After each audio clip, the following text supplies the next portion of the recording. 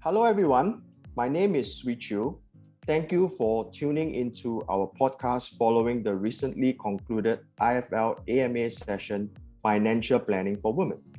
If you haven't watched the Facebook Live session, you can watch the recording on the IFL Facebook page. Today, we will be talking to our panelist, Jolene Ong, about her investing experience. Please note that nothing in this podcast should be construed as financial advice and personal opinions of the presenter. Each individual circumstance is different. You are encouraged to talk to a licensed financial advisor or do your own due diligence. Now, let us welcome Jolene. Hi, Jolene. Hey, hi, Swee Chiu. Thank you for having me. It's a pleasure to be here for me to be able to share some of my lessons and part of my journey in investing. All right. Perhaps to get us warmed up, Jolene, could you share with our listener today a best investment decisions and a bad one that you have made? What did you learn from it? Certainly. So I would say investing is actually a journey. We learn, right, through certain poor decisions, and of course, certain decisions paid off.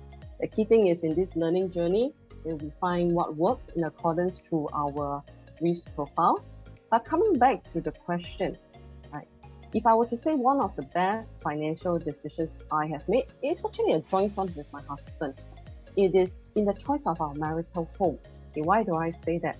Because when we were planning for marriage, we were very sure that post-marriage we wanted to have a marital home. And we were hitting on doors that didn't seem to open where BPO was concerned. We were very tempted to head into the resale market to acquire our first home. And heading into the resale market would involve a lot more financial resources. Right? But we just kept persevering and persevering. So eventually, we were very thankful that we didn't get a BPO per se, but we managed to get a sale of balance. So that gave us a home almost immediately because it was already there. So to us, why do I say that is the best investment decision? Because that freed us up from a lot of financial resources and commitment in the early stage of our marriage, where, to be honest, resources were also limited, right? And we were then able to channel the cost savings into other investment instruments which yielded us returns. Now, at the same time, I am also of the belief, had we maybe really plunged into the resale market, bit off something a bit chunkier, it could have put a slight strain financially. And as a newlywed, getting to learn to live with one another, right, that could also be an additional source of friction. Hence, I say, our perseverance in deciding to persevere in the BTO, it really was one of the best financial decisions for us. Now, if we were to talk about a bad one, then allow me to be very honest, allow me to be very candid.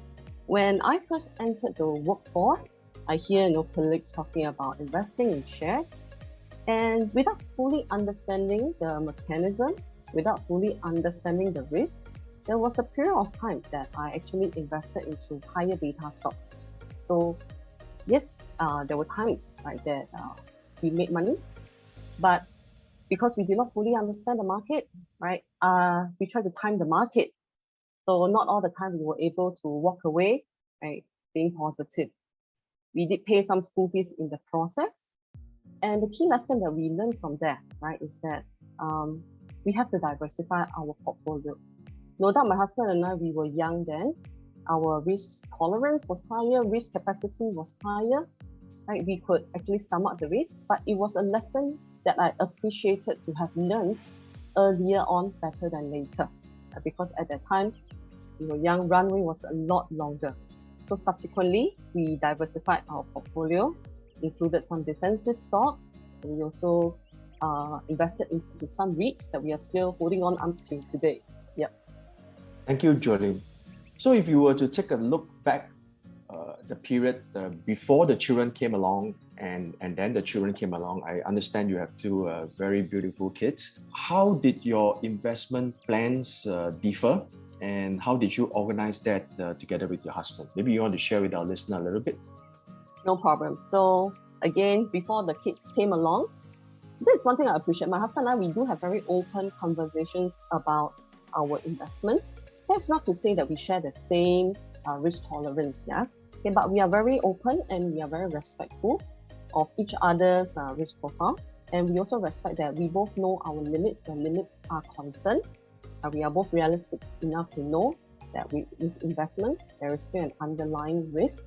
So prior to kids, our strategy was a lot more on the growth. We were able to invest in slightly higher beta stocks, which of course subsequently we learned to diversify them. But when the kids came along, partly due to a curtailment in our risk tolerance, partly also due to a lack of time in monitoring, lesser time in monitoring, we actually diversified into more income-based products. And we also recognize the beauty of compound interest through our CPF accounts. At the same time, it also helped us in tax savings. That was also another consideration, because by the time we have kids, our income has grown since the time we got married. So tax management also came into play. But we realized, right, that we can actually make use of our CPF account, and we were very diligent. In fact, I remember one particular wake-up call was we actually looked at our CPF statement, and we were taken aback by the amount of accrued interest, because back then we were just relying on our ordinary account to pay for our housing loan. But when we took a look at the CPF account statement, we were quite taken aback. The accrued interest, which is actually a product of compound interest. Right? So that spurred us to pivot towards making cash repayments and conserving our ordinary account, because we recognize that liquidity allows us to make cash repayments for our housing loan. And at the same time, what we continue to build in our ordinary account will go towards our retirement planning, and it is at a very competitive interest rate. Okay. By extension, when we top up our SA, our special account, not only it enables us to reduce the amount of tax that we pay, but with the power of compound interest, it helps us to reach our retirement goal. So we make use of our CPF savings to integrate it into our retirement planning, into our overall investment portfolio. Right? So I would say that was the change, right? After we had kids, we realized our risk capacity, right, is no longer as before. We have young ones to consider for, to plan for, and especially on the insurance front as well. Okay, on the insurance front, although that's more on the protection, but that was an additional financial commitment that we had to make. So it was an overall rebalancing, I would say. Thank you, Jolene. An American author wrote a book titled Men Are From Mars and Women from Venus. Do you think that men and women have inner differences when it comes to money and finances? I know you and your husband have a very open and honest financial relationship. That's something that is very valuable. Maybe for some of the listeners out there, things could be different. What do you think, Jolene? Sure. So maybe let me talk about the approach to investment first, because there seems to be a perception that men actually has a more aggressive risk profile as compared to their female counterparts. And to a certain extent, there may be some truth in it, because if we consider some demographic and workforce trend facts, men may have a higher risk capacity, which we know is a subset of risk profile. And if you recall, a higher risk capacity also refers to the higher availability of financial resources. This could be true because there is a tendency that women are the ones who take a step back from the workforce for caregiving duties. And as a result of them taking a step back, there will be a pay gap and there will be lesser financial resources. So when it's a domino effect, right? When you have lesser financial resources, your risk capacity is curtailed, and you neither have the capacity and sometimes even the lack of confidence to actually make investments. So in a nutshell, right, that brought about a perception that men actually have a more aggressive risk profile. But I must also say that I have read in a recent BT article that really struck me. In the Business Times article, it did make mention women actually have the makings of being better investors due to discipline, and they have a tendency not to be overconfident. So if I would say the differences when it comes to money and finances, they can sometimes be a manifestation of character differences as well. how men and women typically behave, and then subsequently it manifests when it comes to financial matters. If you look at spending habits, now I would say that I have seen my fair share, right? That I've seen men who are also very prudent, and they are also very meticulous and mindful. I've also seen women on both sides. So when it comes to spending habits, that I personally feel, okay, there are two sides to that. But on this point on investment, it could be true because, as what I mentioned, the demographics and the workforce trends that we see. Thank you, Jolene. Statistically, women outlive men by 2 to 5 years in terms of life expectancy, plus the fact that men tend to marry younger women, especially in our Asian society. Therefore, by the time the wives come to their retirement, the family savings or the family nest egg could have already been depleted to pay for the retirement of the husband and maybe even the medical bills. Do wives have to plan their retirement savings separately or to work a bit harder? Do you have any thoughts to share on this front? Sure, Suchu. Indeed, the national statistics tells us that women have a longer life expectancy. And what that could imply is we could then be having to care for our husbands, right, in the later stage of lives. Right? And therefore, if you're going to outlive them and you're going to spend quite a bit of years looking after them, that would assume some financial resources being needed over there. So yes, we have to plan our retirement savings. But even before that, since we already know this, are there any mitigants to that? There is. Personally, my husband and I, we recognize that it's that either whoever is to be down, the other one will take care. And what can we then do to help? We have our national framework in place, the CareShield Life, which is a long-term care plan that pays a monthly $600 per month, and it can pay for lifelong until a person no longer requires it because he or she can then perform at least 3 activities of daily living. But having said that, that is a basic framework that Singaporeans have. And of course, if you're really going into the numbers, in the event that long-term care is required, then we have to sit down and discuss what is the nature of long-term care that you would prefer.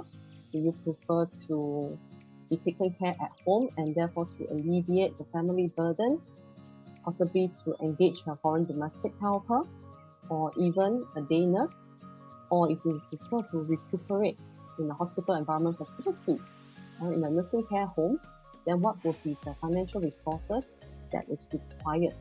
So knowing this ahead allows us to do the planning if we have CareShield Life. But if what we expect of our care plan requires more resources, then we can also make the requirement. I understand that there are riders out there that you can purchase to top up and complement the CareShield plan. Right? So this is something all of us can do, not just husbands do it. Right? Even for us women, we can do it for ourselves because life is uncertain. Statistics may tell us that we are supposed to outlive our spouse, but we all know that it's just statistics, right? When it comes down to the individual, things could change. So this is something that we can actually put in as a safeguard, right? The care plan. And of course, where retirement savings are concerned, yes, we have to plan our retirement savings to work a bit harder. We cannot assume that, in the event anything were to happen to our spouse, there will be a sum waiting for us because we ourselves also have to be responsible. So even if we are not working, for example, I do have an open conversation with our spouse, whether are there resources to balance up the wife's retirement savings, right, in the CPF SA, and then of course subsequently the retirement account, the RA, so that at least both parties would be able to have a meaningful CPF life payout that we know is lifelong and can actually hedge against the risk of outliving your savings. Thank you, Jolene. Thank you for your candid sharing. And thanks to our listeners out there, we have come to the end of the podcast. You've been listening to a podcast on financial planning for women, brought to you by IFL, a collaboration between Money Sense and Singapore Polytech.